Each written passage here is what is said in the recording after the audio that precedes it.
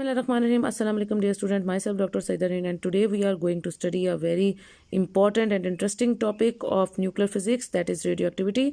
Radioactivity वो process है, हमने अपने मैथ इफेक्ट के प्रीवियस लेक्चर में भी ये पढ़ा था कि ऐसे एलिमेंट्स जो जिनका एटॉमिक नंबर 82 से ग्रेटर हो जाता है तो फिर वो रेडियोएक्टिव एलिमेंट्स कहलाते हैं और फिर वो अनस्टेबल एलिमेंट्स हो जाते हैं। अनस्टेबल इसलिए हो जाते हैं क्योंकि वो खुद ब खुद डिसइंटीग्रेशन यानी टूटना फूटना उनका स्टार्ट हो जाता है by emitting the alpha beta and gamma radiations.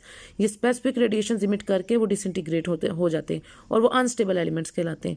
इसके बारे में आज हम पढ़ेंगे। So what is radioactivity? It has been observed that those elements whose charge number is greater than 82. What is charge number? Charge number is the atomic number of the nucleus, and also this is also known as the number of protons within the nucleus or the number of electrons outside the nucleus within an atom.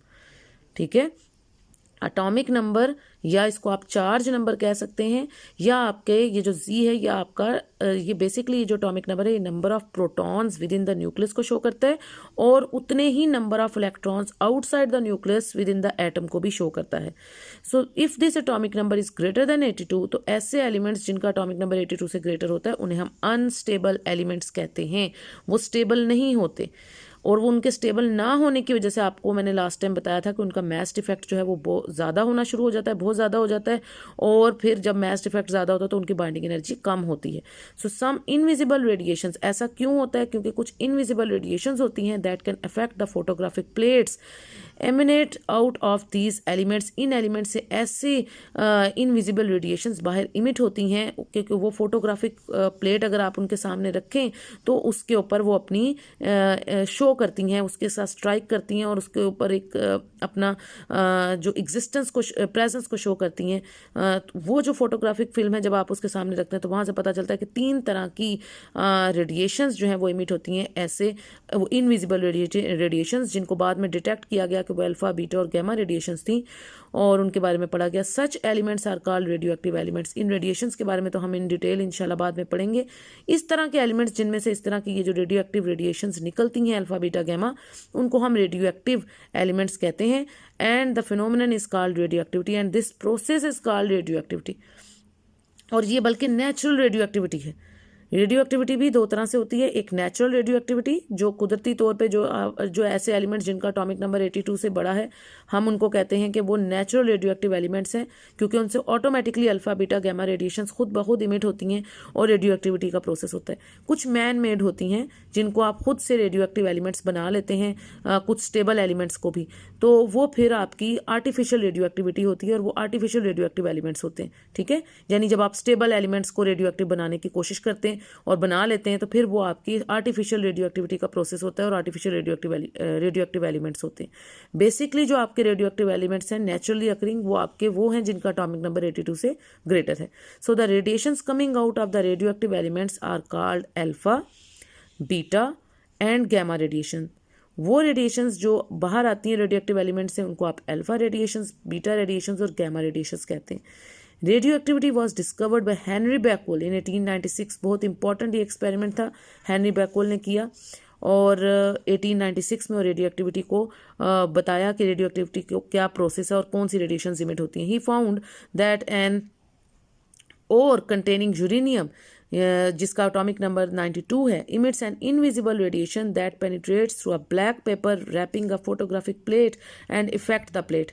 उसने ये देखा कि अगर आप एक और लें, एक न्यूक्लियस लें, किसका, यूरेनियम का न्यूक्लियस लिया जिसका एटॉमिक नंबर जो है वो ग्रेटर देन जो है वो 82 था, यानी 92 उसने लिया, वो यूरेनियम का जो एटॉमिक नंबर है वो 92 होता है।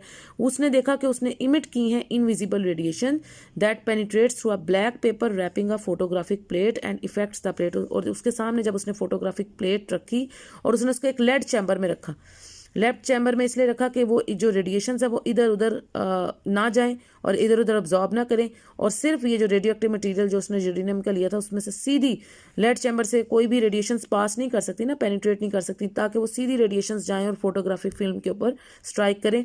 ये फोटोग्राफिक फिल्म एक वैक्यूम चैम्बर के ऊपर अंदर रखी गई थी। वैक्यूम चैम्बर वो था जिसको आपने इवैक्यूएट किया था, यानी जिसमें कोई हवा वगैरह कुछ भी मौजूद नहीं थी और बगैर किसी एयर की प्रेजेंस के वैक्यूम चैम्बर के अंदर फोटोग्राफिक फिल्म रखी गई थी जिसके ऊपर ये जो रेडियो एक्टिव एलिमेंट्स इसमें से इमिट हो रहे थे इस यूरेनियम के एलिमेंट में से, उनको स्ट्राइक कराया गया और देखा गया कि 3 तरह के, और उसको पोटेंशियल डिफरेंस भी सप्लाई किया था, पॉजिटिव और नेगेटिव प्लेट के दरमियान में से पास कराया गया ताकि ये भी पता चल सके कि जो रेडिएशंस इमिट हो रही हैं उन पे कौन सा चार्ज है। ठीक है, तो ये सारी उसकी ये एक्सपेरिमेंटल प्रोसीजर था जो उसने किया। After Becquerel's discovery, Marie Curie and Pierre Curie discovered 2 new radioactive elements that they called polonium and radium.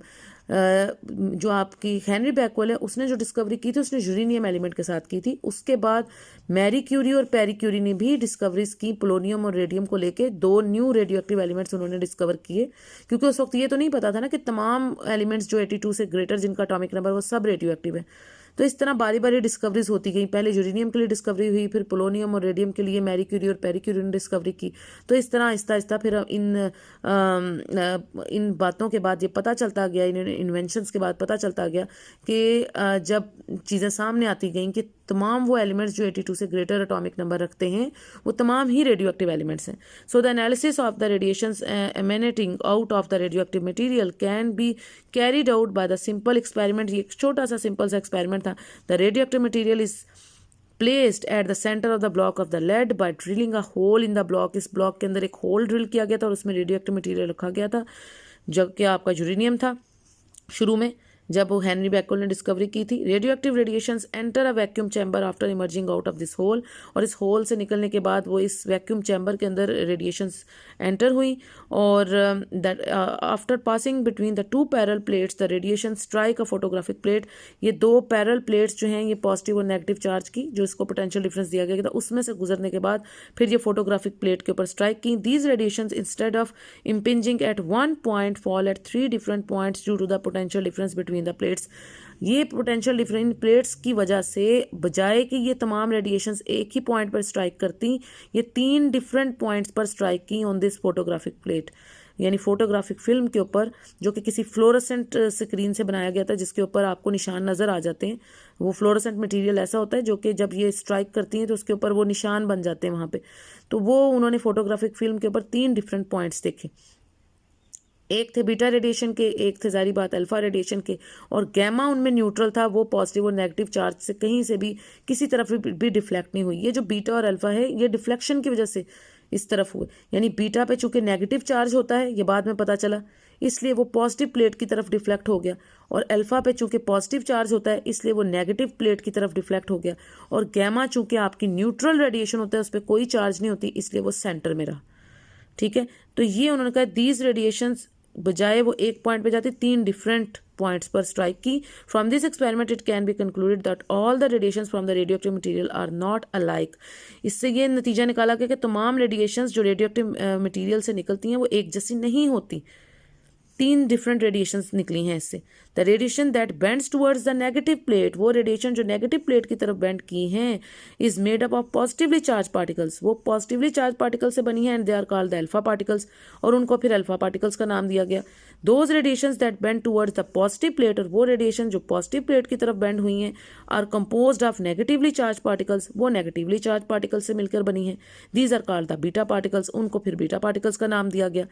Those radiations that go straight without bending have no charge on them, इसका मतलब है उसके ऊपर कोई चार्ज नहीं था, क्योंकि ना वो पॉजिटिव की तरफ डिफ्लेक्ट हुई ना वो नेगेटिव की तरफ डिफ्लेक्ट हुई, इसका मतलब है उस पर कोई चार्ज नहीं था, इसलिए उनको गैमा रेडिएशंस का नाम दिया गया। So further experiments reveal that alpha particles are helium nucleus. बाद में पता चला कि वो जो पॉजिटिव पार्टिकल्स थे अल्फा पार्टिकल्स वो बेसिकली हीलियम न्यूक्लियस थे। हीलियम न्यूक्लियस आपको पता क्या होता है, 2He4, यानी 2 उसका एटॉमिक नंबर होता है, और मैस बहुत मैसिव रेडिएशंस है वो, 4 उसका मैस नंबर होता है।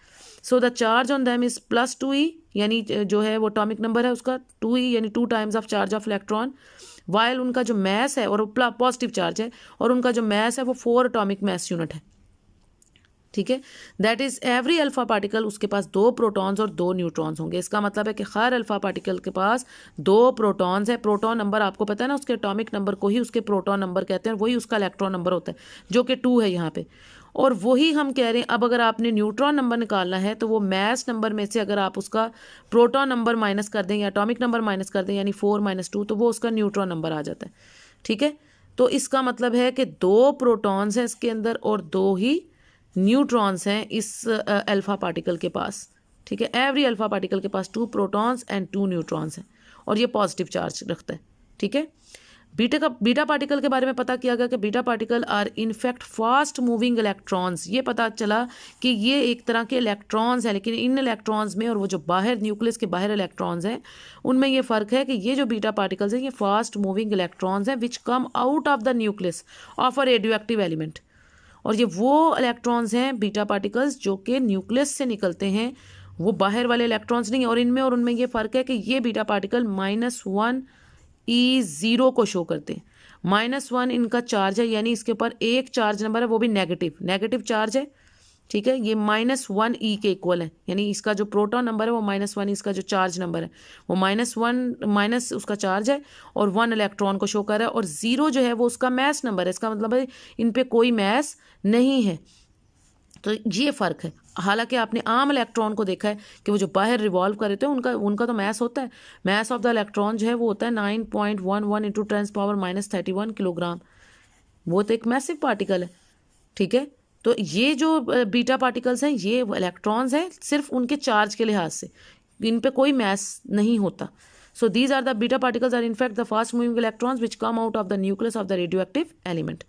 उसके बाद गैमा पार्टिकल्स क्या थे, गैमा रेज क्या थी। गैमा रेज उन्होंने कहा इस तरह होती हैं जैसे एक्स रेज होती हैं, और ये इलेक्ट्रोमैग्नेटिक वेव्स हैं which issue out of the nucleus of the radioactive element, जो कि nucleus of the radioactive element से निकलती हैं। The wavelength of these rays is much shorter, ये इतनी शॉर्टर वेवलेंथ होती है जैसे एक्स रेज की शॉर्टर वेवलेंथ होती है compared with the wavelength of the X ray. अब वेवलेंथ ऑफ द एक्स रे आपको पता है किस रेंज में होती है, वो of the order of 10⁻10 metre होती है।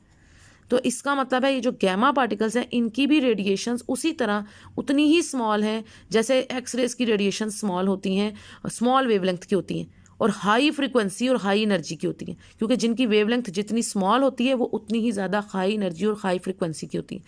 बल्कि यहाँ बाद में पता चला कि ये जो गैमा रेडिएशन है ये एक्स रेज से भी ज़्यादा